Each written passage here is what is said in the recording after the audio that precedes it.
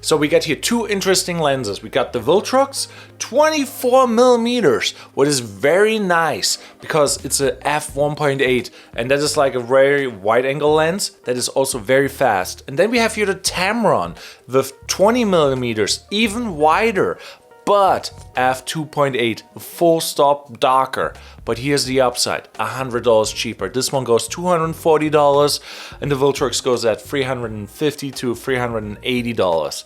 It's a very tough choice to make in the beginning if you don't know what lens you really want. You want the low light that is wide, or you want to have the ultra wide with less low light, but cameras are really good. So if you have a newer Sony camera, full frame obviously, you can rock this one because like the low light is insane on them. But if you have an older camera and the ISO performance isn't that great, maybe consider the Viltrox more, but it's also $100 more expensive and not as wide. 4mm doesn't sound that bad, but check out the footage right now. This is the Sony A7 III. This is the full frame view basically, and as you can see, it's pretty wide. I'm handhold now. This is a arm length away, and I really like it so far. Yeah, and it has the autofocus. I think the autofocus is still working. Yes, autofocus is still working. Perfecto. And here we are. That is the Tamron. I don't know if I see like a big difference now in how wide it is. Well, maybe the autofocus works better on the Viltrox. This is a good question. That's the Sony A7 III, full frame. And yeah, as you can tell, I hear the autofocus a little bit more on this lens. That's very interesting.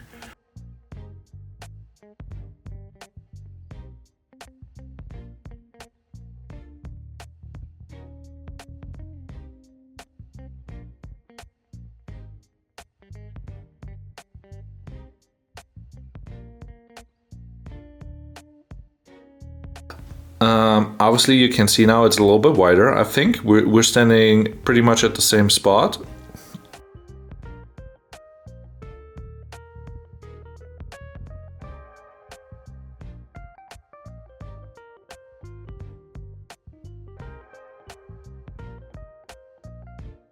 Too, but I noticed if it's close to like some lines, like for example here, you most definitely see a little bit more distortion.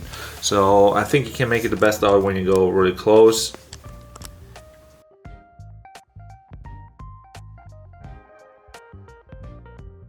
Yeah, off the lines, off the floor. It looks very straight.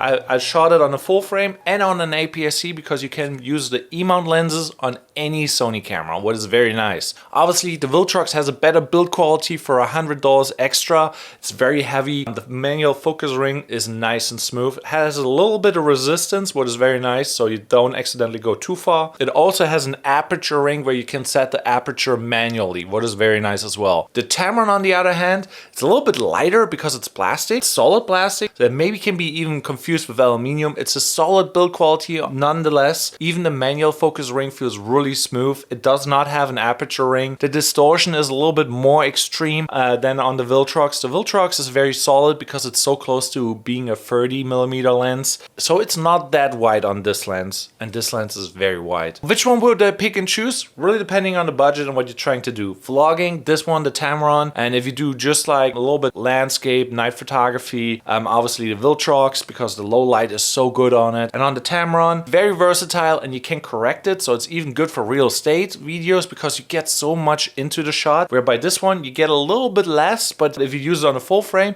you maybe can't even get away with it, and the low light is really a game changer, I would say. So if you have the extra $100, buy the Viltrox. Autofocus is also a little bit better on the Viltrox.